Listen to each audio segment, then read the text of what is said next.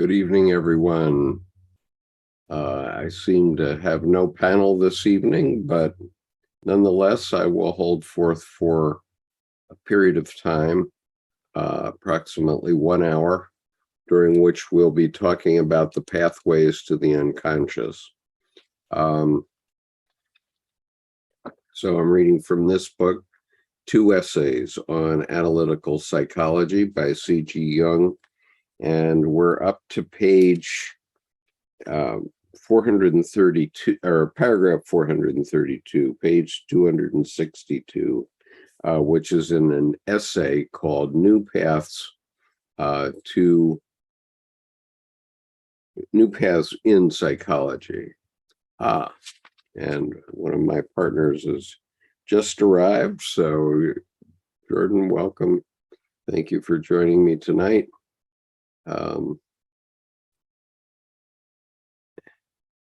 And here we go. I haven't started yet, but I'm about to. So cool. And Justin is here, so just in case is here. So Sweet. Yep. So let me just wish everyone good evening on YouTube. Okay, we're launched. Paragraph 432. Obviously, the great question for this technique is, how are we to arrive at the shortest and best path at a knowledge of what is happening in the unconscious of the patients? The original method was hypnotism, either interrogation in a state of hypnotic concentration, or else the spontaneous production of fantasies by the patient while in this state. This method is still occasionally employed, but compared with the present technique, it is too primitive and therefore unsatisfactory.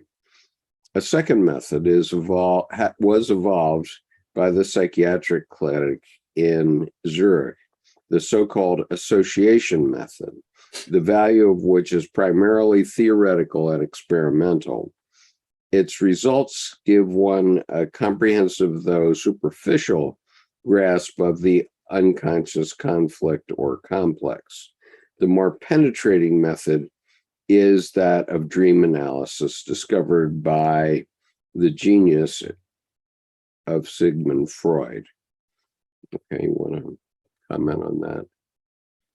Yeah, it's interesting though. The 1, 2, 3 of the hypnotism would be, in a sense, suggestive as to things coming up, but the person then, it could be their unconscious, but there's a conscious piece missing, and then he goes with the association method, which then has the consciousness, but then the dream analysis seems to then bring the consciousness into the both and of them, because the dream would be, in a sense, at that point, a memory, and rather than, it is somewhat hypnotic, but it's more generative, like a symbol, it would seem. Right. I do want to enhance this or amplify this a little bit by saying that I have often felt that reading Dr. Jung's writing is, in effect, hypnotic. And it often puts me to sleep, which is what a hypnotic trance does. Right. And what is a hypnotic induction? Well, it's confusing the mind, saying too many things that, or having too many things go on, and that your mind just sort of shuts down, and then it goes into a kind of trance where it's sort of in the world, but isn't really. And then any questions can be asked. Now, I like that a lot, because there's that apotheosis piece, which in a physics term would be apogee, the farthest point out on the orbit, in which case you have a view back in across the whole of the lay of the land, rather than looking out to here or there what that thing would be. Yeah. So it is all of a kind of hypnosis. Indeed, our discussion of an evening or a morning as we've gone forward is a kind of hypnosis also, because people are paying attention and you think you're very conscious of the world around you, but as you listen to the complexity of our discussion, you tend to get hypnotized by it, I believe. That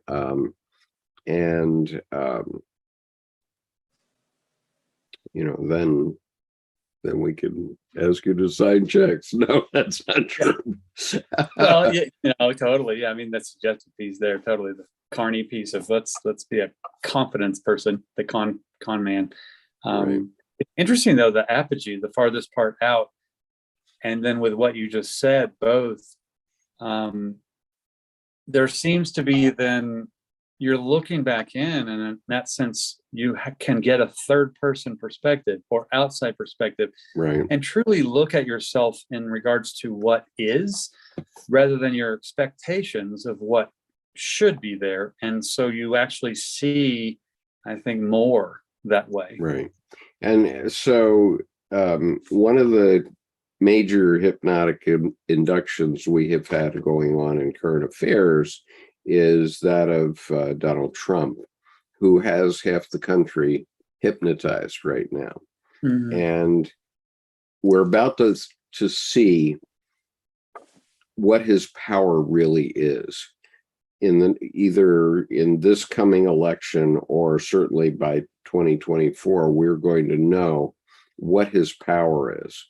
And if he's able to hold the hypnotic tension with these people, then we're in for another round like the Nazi regime in Germany between 1933 and 1945, because Adolf Hitler had basically hypnotized the German people and basically hypnotized his followers to the point where one fine night he had the night of the long knives, where he took all of the brown shirt followers of himself out and shot them, and they all said Heil Hitler as they were shot. And why did he do that? Because he didn't want anybody to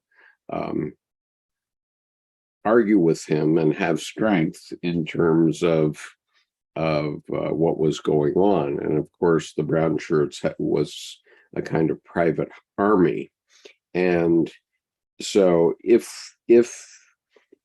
Donald Trump's hypnotic induction is powerful enough to keep him going over the next couple of election cycles, then I'm afraid we're in for a very tough time in the United States. And it only ended in breaking all the crockery in Germany.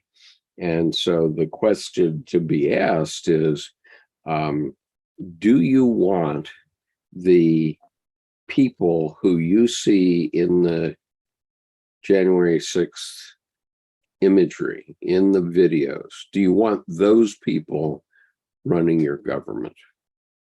Right. And that's the ultimate question.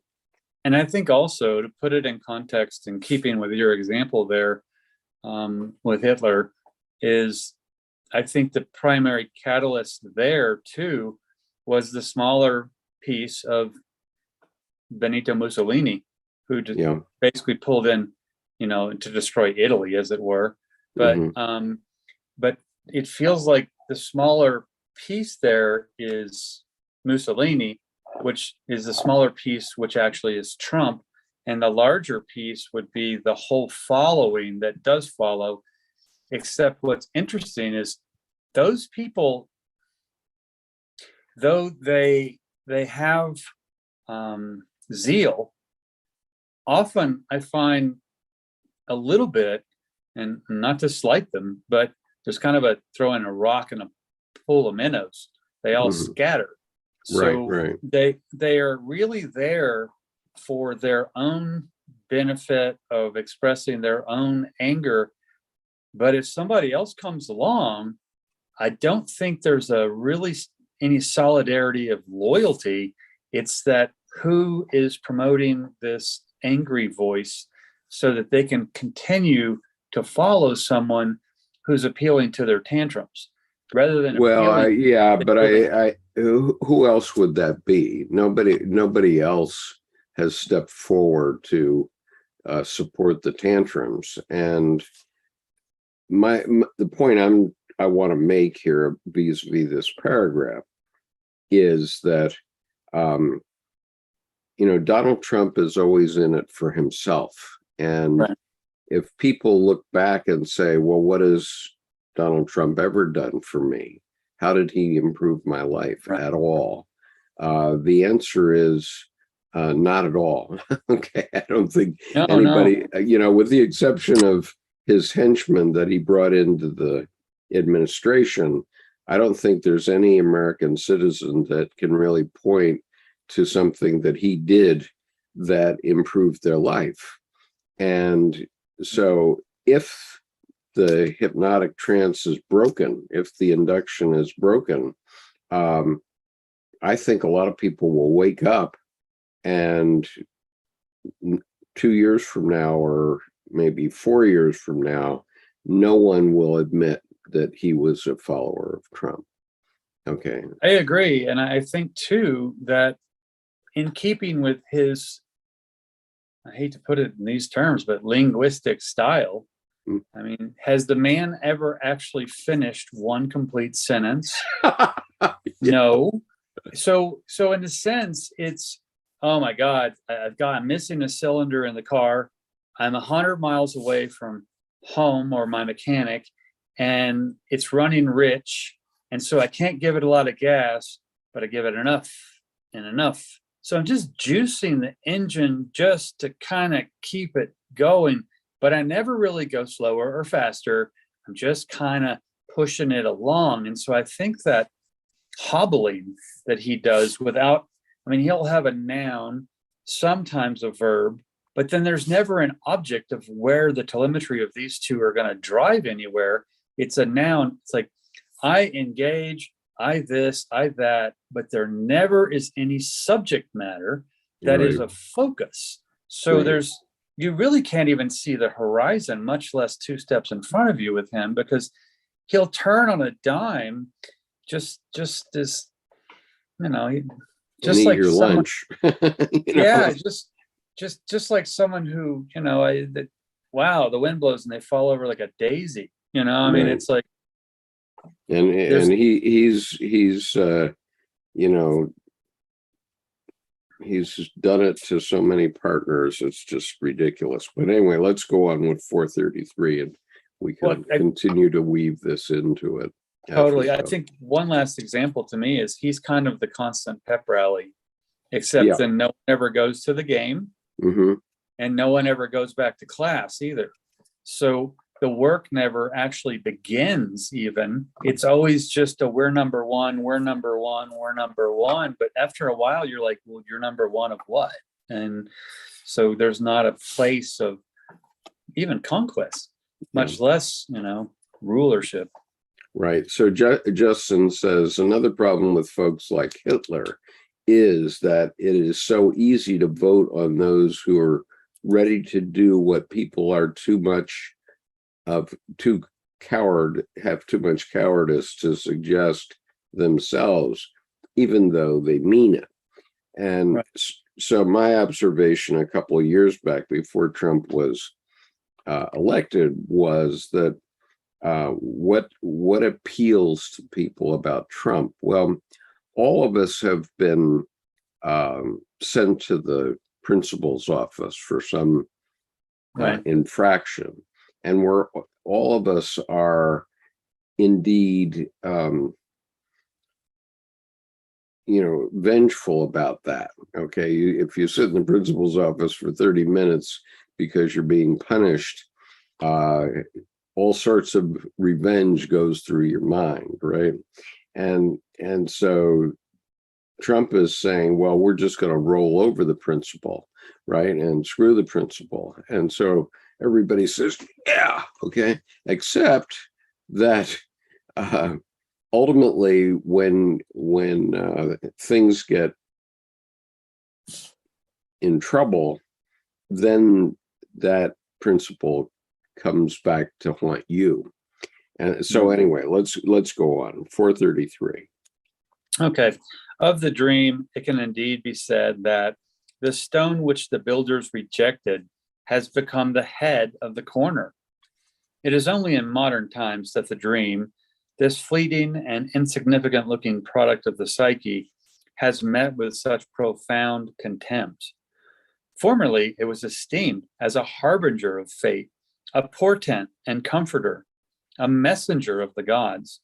Now we see it as an emissary of the unconscious, whose task is to reveal the secrets which our unconscious jealously hides from the conscious mind.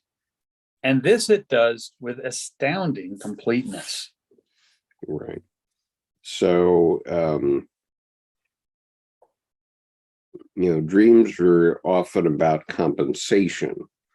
So if you're really ecstatic about something in real life, your dream might be a compensation, which might be saying, well, this isn't so special after all.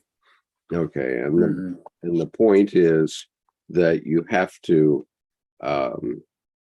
make a mature decision yourself. This refers back to Jung's favorite Bible verse, 1 John 4:1, where he says, examine the spirits, whether they be of God or not.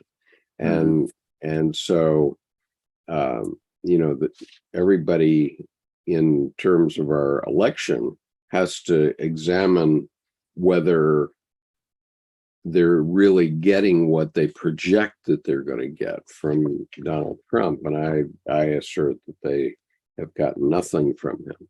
They've gotten a good circus. That's about it.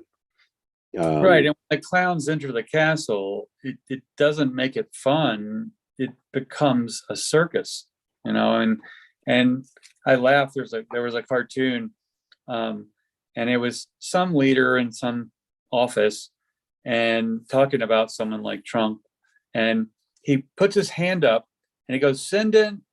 And there's two clowns walking through the door. He goes, never mind, they're already here.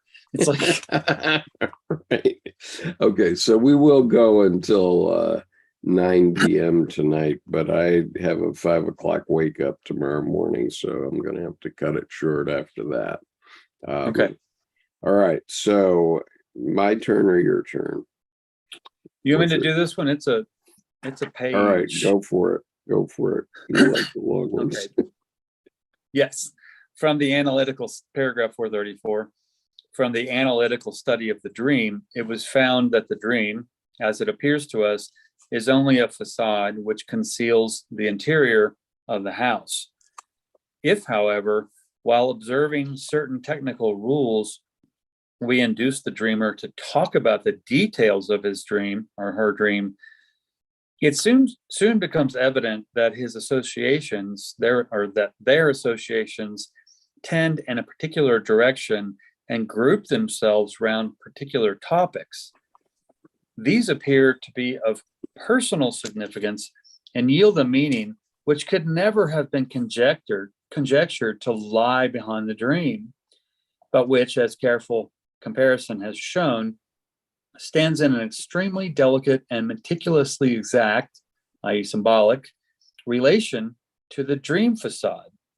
And he says here with the footnote, the rules of dream analysis, the laws governing the structure of the dream, and its symbolism together form almost a science, or at any rate, one of the most important chapters of the psychology of the unconscious, and one requiring particularly arduous study.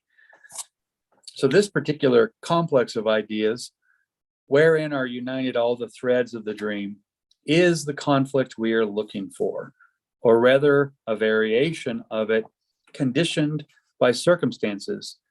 The painful and incompatible elements in the conflict are in this way so covered up or obliterated that one may speak of a wish fulfillment. Though we must immediately add that the wishes fulfilled in the dream do not seem to be ours, but are of a kind that often runs directly counter to them. Thus, for instance, a daughter loves her mother tenderly, but dreams to her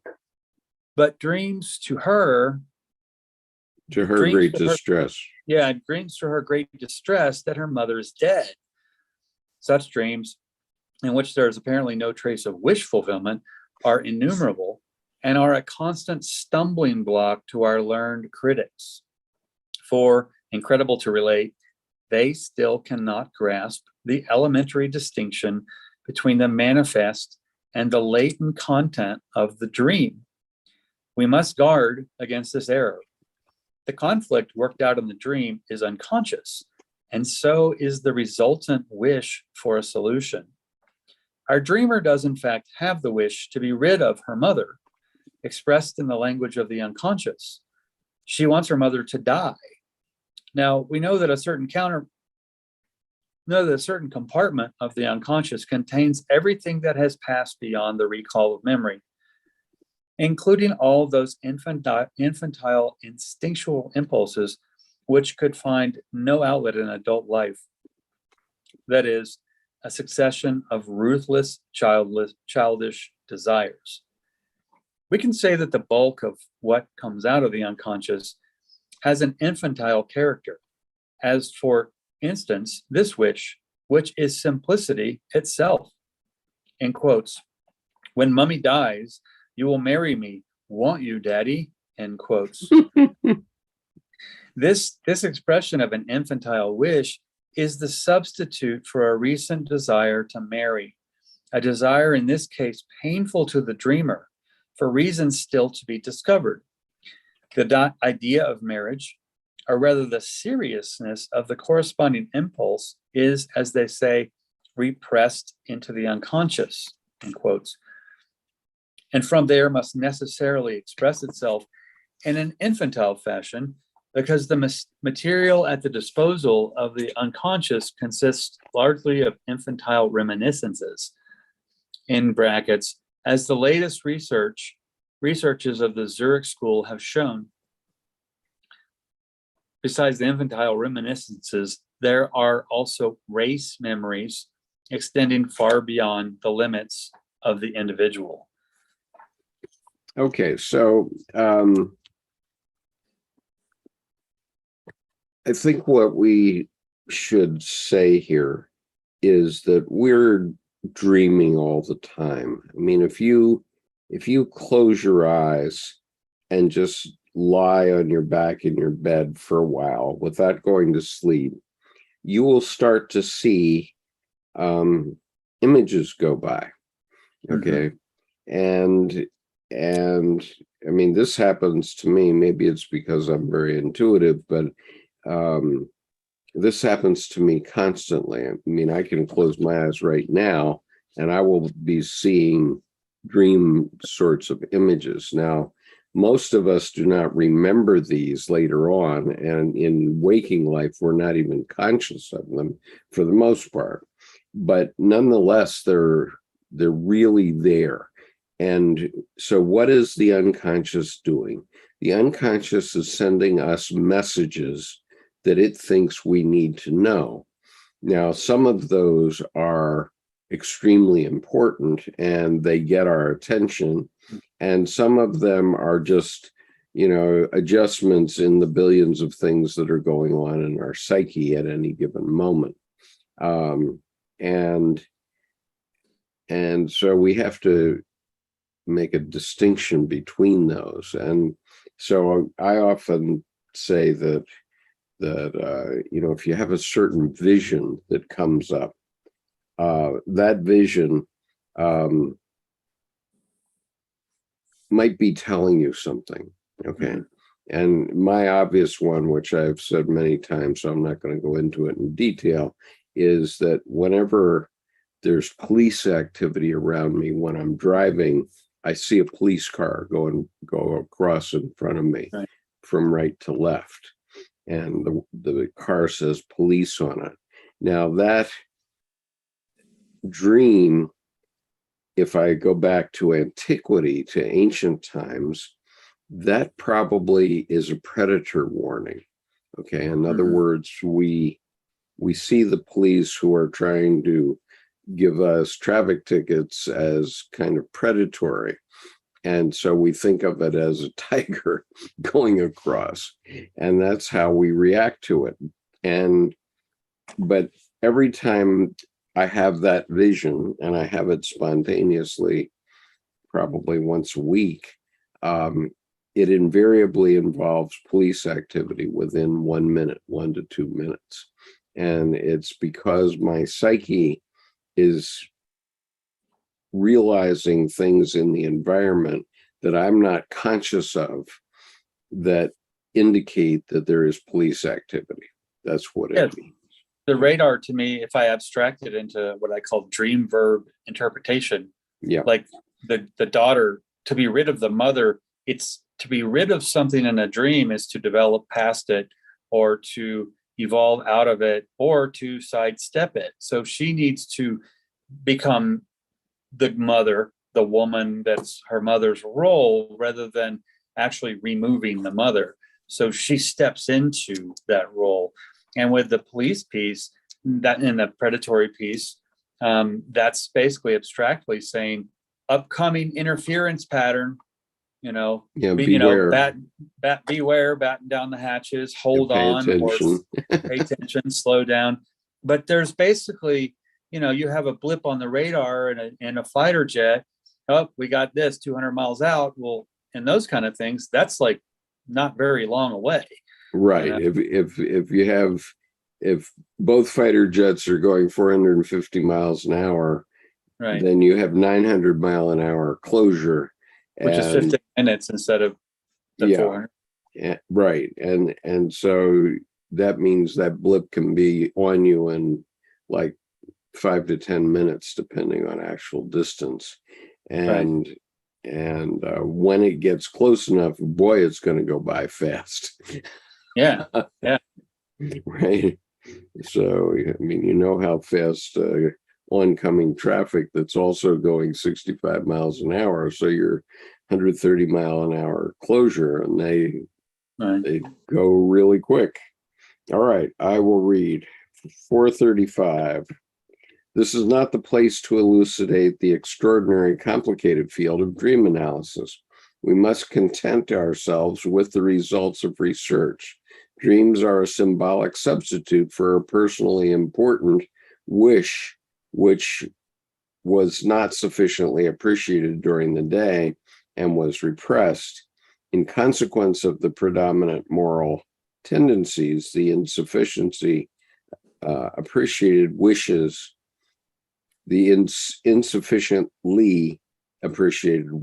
that strive to realize themselves symbolically in dreams are, as a rule, erotic ones. It is therefore inadvisable to tell one's dreams to a knowledgeable person, for the symbolism is often quite transparent to one who knows the rules.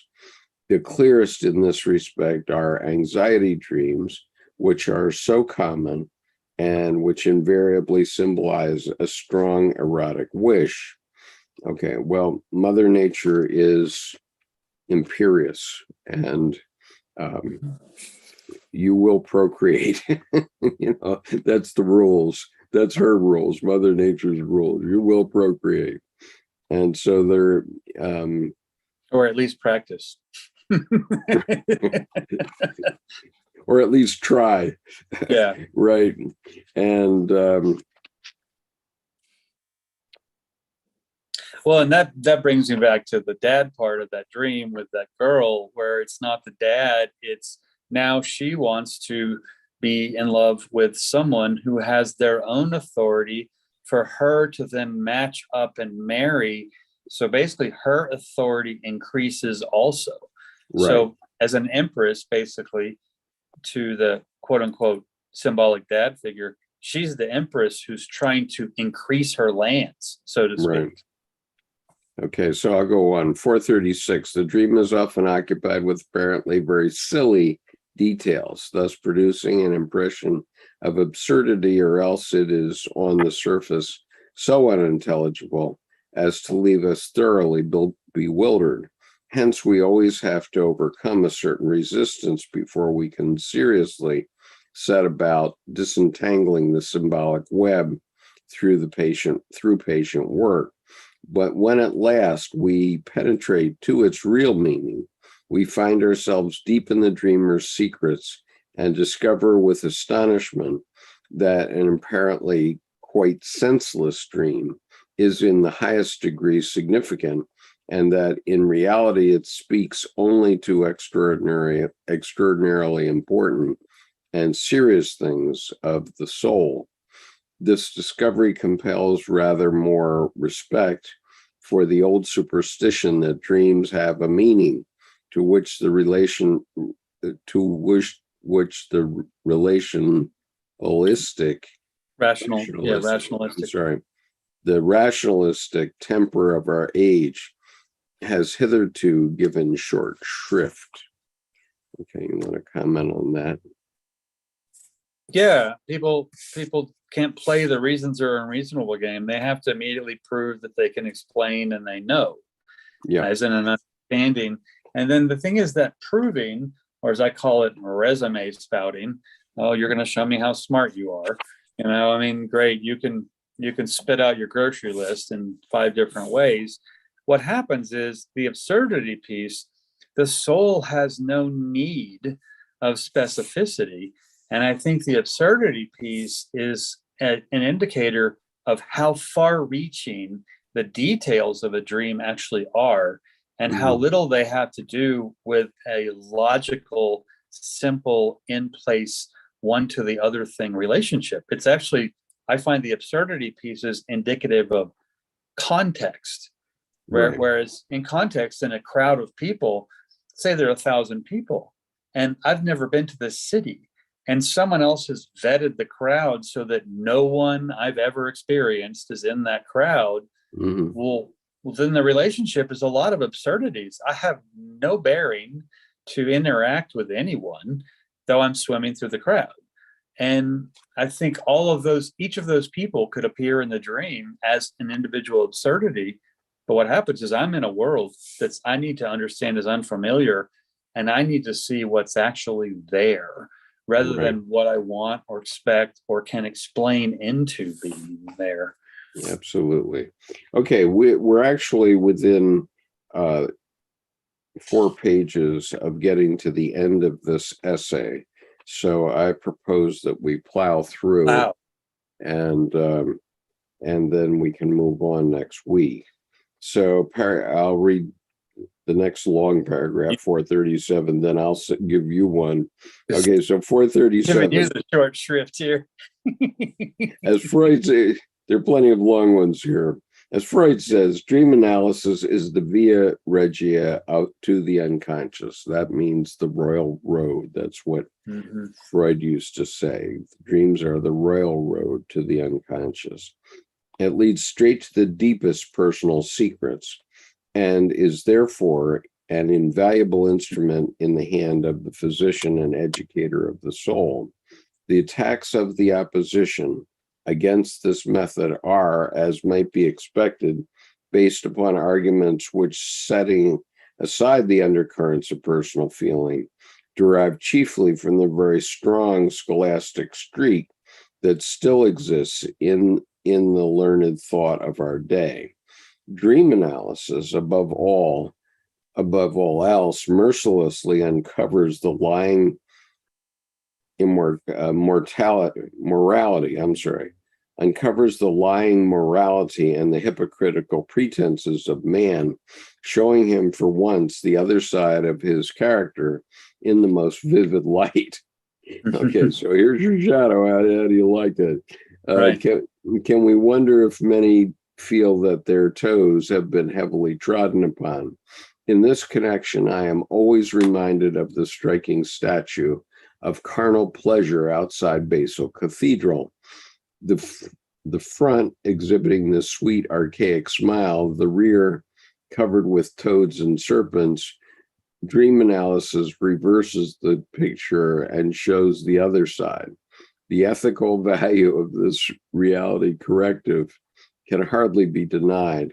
It is a painful but extremely useful operation, which makes great demands on both the doctor and the patient. Psychoanalysis, considered as a therapeutic technique, consists in the main of numerous dream analyses. In the course of treatment, the dreams successively throw up the dregs of the unconscious in order to expose them to the disinfecting power of daylight. And in this way, much that is valuable and believed lost is found again. It is a catharsis of a special kind, something like the Maieutic of Socrates or the art of the midwife. It is only to be expected that for many people who have adopted a certain pose toward themselves in which they violently believe psychoanalysis is a veritable torture. For in accordance with the old mystical saying, quote, give up what thou hast, then thou shalt receive, or shalt thou receive, unquote. They are called upon to abandon all their cherished illusions in order that something deeper, fairer, and more embracing may arise within them. Only that through the mystery of self-sacrifice can a man find himself anew. It is, or a person, any person find themselves anew. It is a genuine old wisdom that comes to light again in psychoanalytic treatment. It is especially curious that this kind of psychic education should prove necessary in the heyday of our culture. In more than one respect, it may be compared with the Socratic method, though it must be said that psychoanalysis penetrates to far greater depths. Okay, you want to comment? Mm-hmm. Yeah. Give up what thou hast, then shalt thou receive. That's, I think, interesting to me. In my book, I put it as forgetting is for getting. It makes more room for the good stuff, and it consciously provides more breathing room for the heart. Just like a gardener weeding and amending the soil, but then you don't fill up the space between with more stuff. You allow each thing to have room to roam. Right. And so you, I think that in modern times now, this was written over 100 years ago.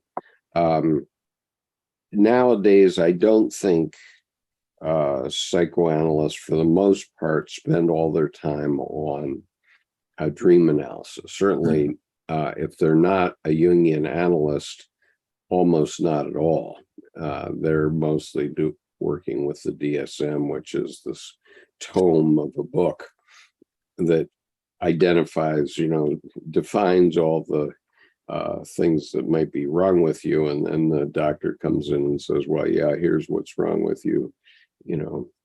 5 Hail Marys and you're good to go, right? Yeah, and I know colleagues that are psychologists that they may know the DSM back and forth, but they say, well, why would you stick your tongue out and call someone names? I'm not going to use that book. That's rude. That's calling someone names. Mm-hmm. And like Jung said, beware of any diagnosis not given to you by anyone other than yourself, so that the psychologist is there to inform you. And also, too, the different modalities, EMDR and tapping, brain spotting, all the things that go into being not talk therapy. Those psychologists often know all those other techniques and such, so they know what's happening, but they don't incite you into what I see this, psychoanalysis is a veritable torture. I think that also comes from the fact that you're pretty much pulling teeth to get people to show you how they don't make sense inside. And we're not taught to speak and not make sense, because then we would fail and get an F-. But in this case, the veritable torture I think he's speaking of is that people go in and they're like, oh, he's going to make me look foolish. And there's all this childish shaming behavior stuff that goes Right. along with it. Which I don't think psychologists do, but people expect them to. Well, right. Are you going to shrink me? Oh my God. I mean, and Yeah. even people walk by my table. Oh, I don't want to know. And they keep going. But I think what's Right. interesting, the veritable torture is that you're being asked to go into a constant unknown. Yeah. Where you may never get anything, but the experience will somehow be generative later. And I think Absolutely. It's kind of like filling your car with gas before you go on a trip. You don't fill it after the trip. Well, it's like being here on a Monday night listening to Jordan and Skip talk. Sometimes we might trigger something in your own mind that may make you think about other things. Right. And what it does is it basically turns over the dead leaves so that the bottom can be aired out. And of course, we're not in a therapeutic relationship, so you're on your own. You the audience are on your own in terms of analyzing what these things mean to you. But sort of that's what we're doing. So, Jordan, go ahead. Why don't you read 438? Well, and I think just really quickly that the point you just made speaks to that statue of here's the smile in the front, but look at all the frogs. Right. And so when you look at the back, that's like turning over the pretty rock of self and look at all the creepy crawlies that crawl out from under. Right. So paragraph 438, we always find in the patient a conflict which at a certain point is connected with the great problems of society. Hence, when the analysis is pushed to this point, the apparently individual conflict of the patient is revealed as a universal conflict of their environment and epoch. Neurosis is thus nothing less than an individual attempt, however unsuccessful, to solve a universal problem. Indeed, it cannot be otherwise, for a general problem, a question, in quotes, is not an ens per se, but exists only in the hearts of individuals. The question that troubles the patient is, whether you like it or not, the sexual question, or more precisely, the problem of present-day sexual morality. Their increased demand for the life and the joy of life, for glowing reality, can stand the necessary limitations that reality itself imposes, but not the arbitrary, ill-supported prohibitions of present-day morality, which could curb too much the creative spirit rising up from the depths of the animal darkness. The neurotic has the soul of a child who bears ill with arbitrary restrictions, whose meaning they do not see. They try to make this morality their own, but fall into profound division and disunity with themselves. One side of them wants to suppress, the other longs to be free, and this struggle goes by the name of neurosis. Were the conflict clearly conscious in all its parts, it would never give rise to neurotic symptoms. These only occur when we cannot see the other side of our nature and the urgency of its problems. Only under these conditions does the symptom appear, and it helps to give expression to the unrecognized side of the psyche. The symptom is therefore an indirect expression of unrecognized desires, which, when conscious, come into violent conflict with our moral convictions. As already observed, the shadow side of the psyche, being withdrawn from conscious scrutiny, cannot be dealt with by the patient. They cannot correct it, cannot come to terms with it, nor yet disregard it. For in reality, they do not possess the unconscious impulses at all. Thrust out from the hierarchy of the conscious psyche, they have become autonomous complexes, which can be brought under control again through the analysis of the unconscious, though not without great resistances. There are very many patients who boast that for them, the erotic conflict does not exist. They assure us that the sexual question is all nonsense, for they say they possess no sexuality whatever. These people do not see that other things of unknown origin cumber their path: hysterical moods, underhand tricks which they play on themselves and their neighbors, a nervous catarrh of the stomach, pains in various places, irritability for no reason, and a whole host of nervous symptoms. That is where the trouble lies. Only a few, specially favored by fate, escape the great conflict of modern people, modern humanity. The majority are caught in it from sheer necessity. And we certainly see that now. So reading on 439, psychoanalysis has been accused of liberating man's fortunately repressed animal instincts and thus causing incalculable harm.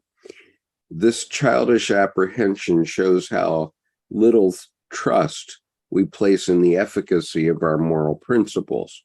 People pretend that only morality holds men back from unbridled license, but a much more effective regulator is a necessity, which sets bounds far more real and persuasive than any moral precepts.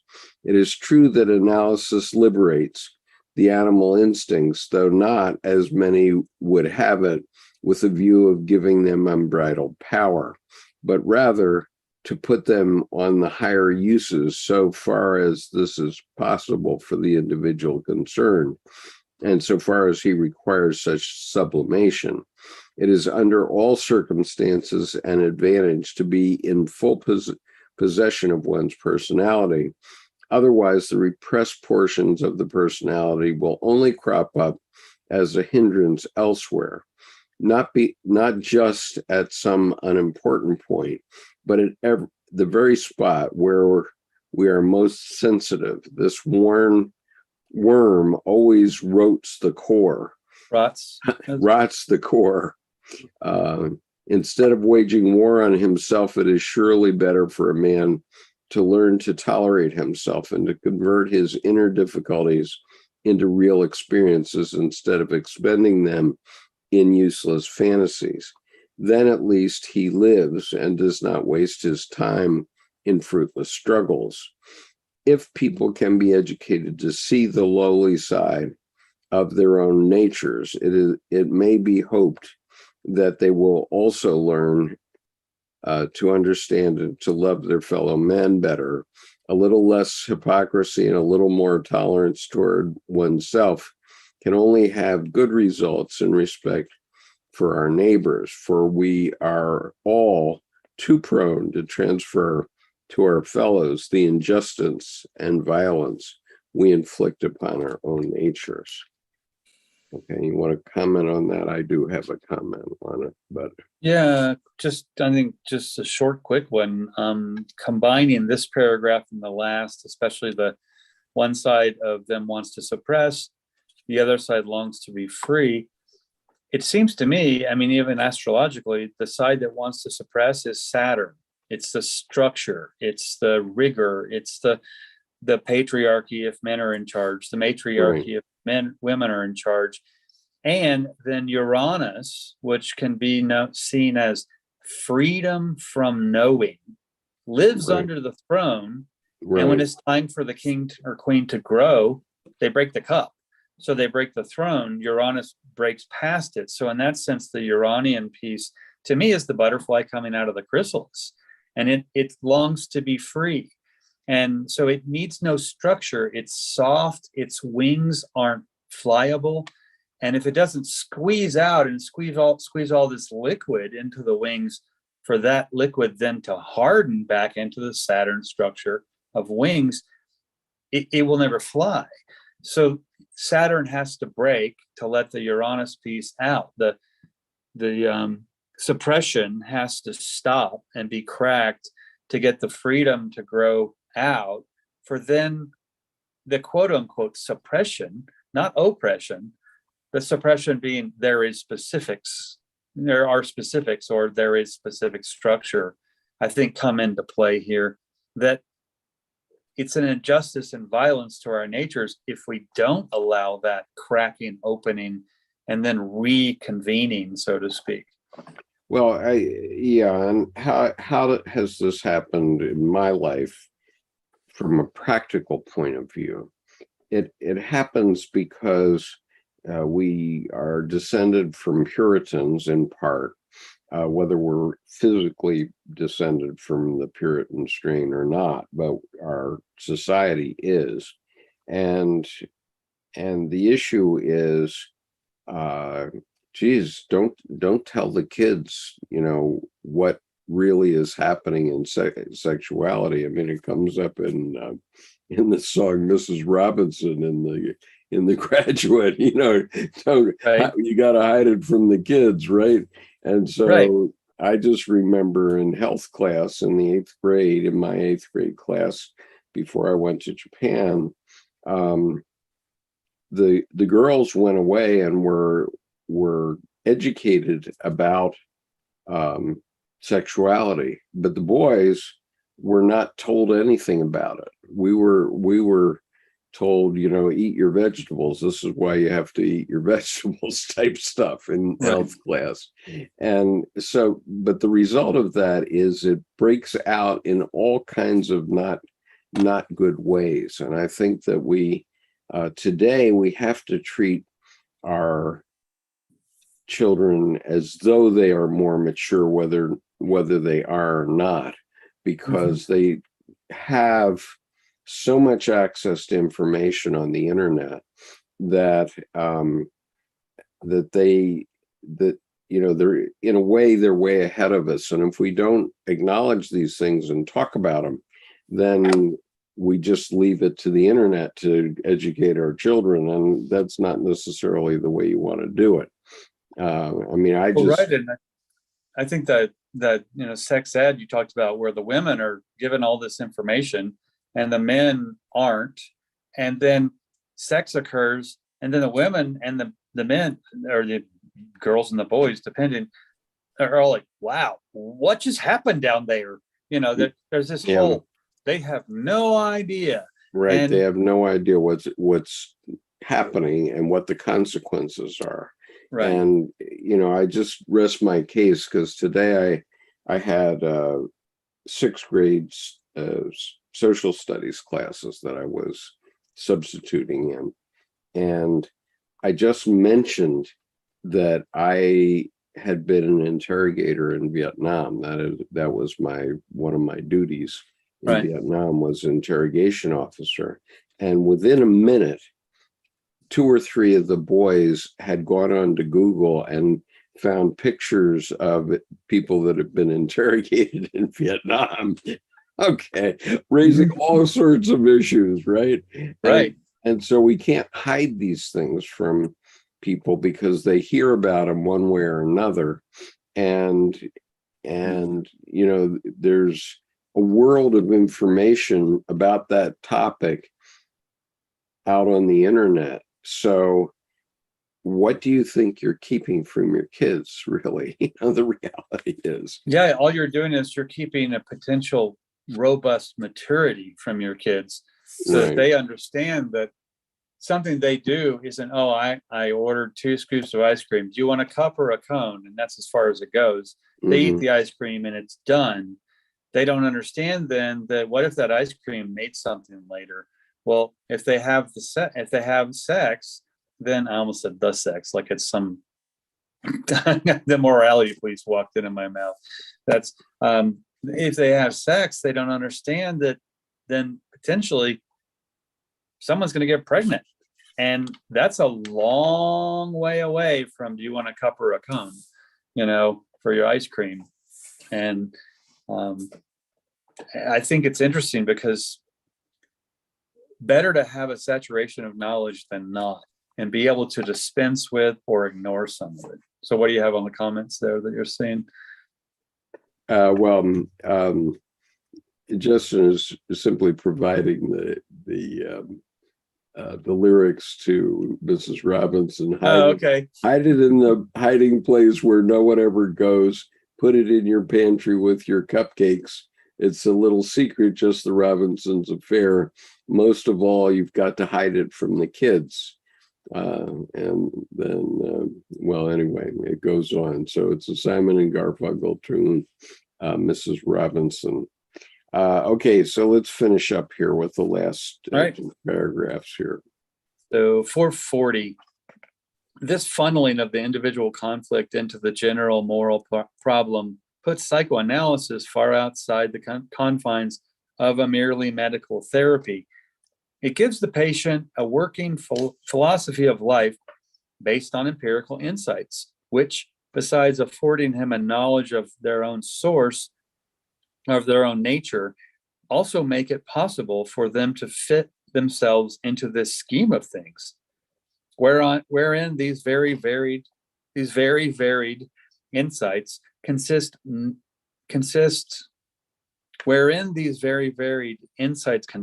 cannot be discussed here.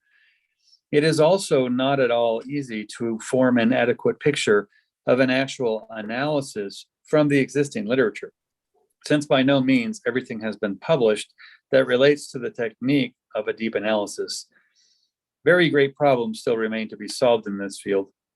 Unfortunately, the number of scientific works on this subject is still rather small, because too many prejudices still prevent most of the specialists from collaborating in this important endeavor.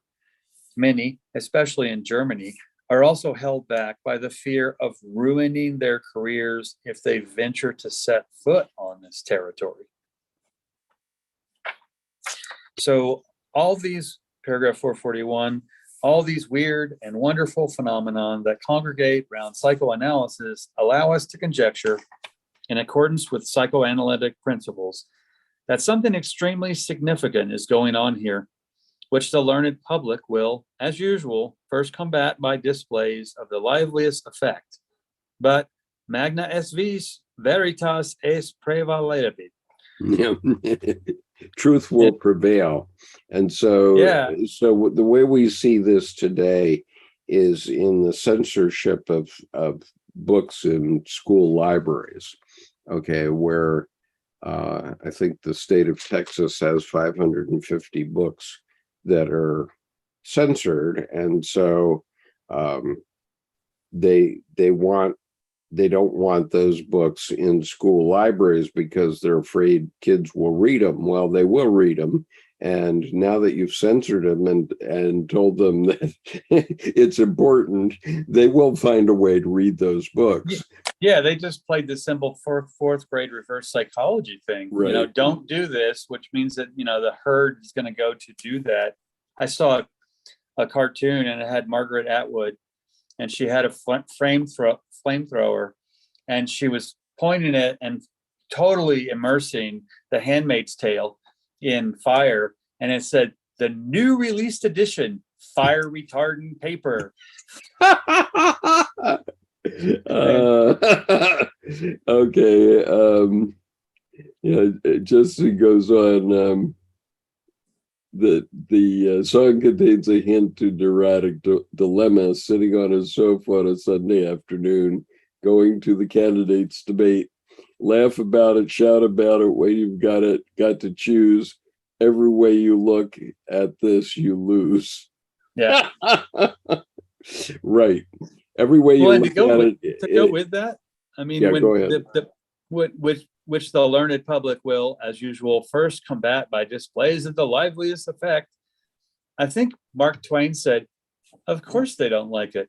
It's always a crack idea at first until it catches on.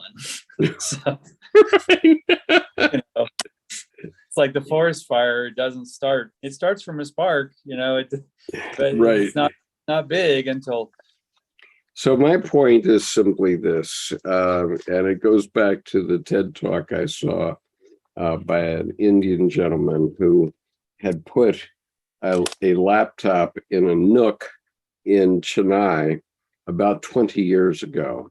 he put it in the Nook and to see if anybody would go and use it. And he comes back two months later, and this little 8-year-old comes up to him and says, "We need a faster modem." Yeah. Yeah.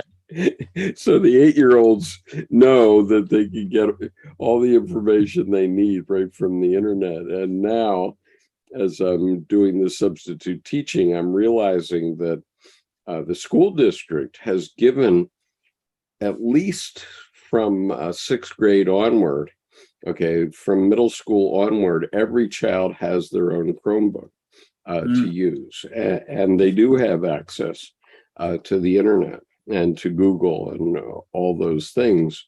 So if you think you're keeping something from your children, you're wrong. Yeah, you're just stupid. And if you want your children to be well adjusted, you better let them read that stuff.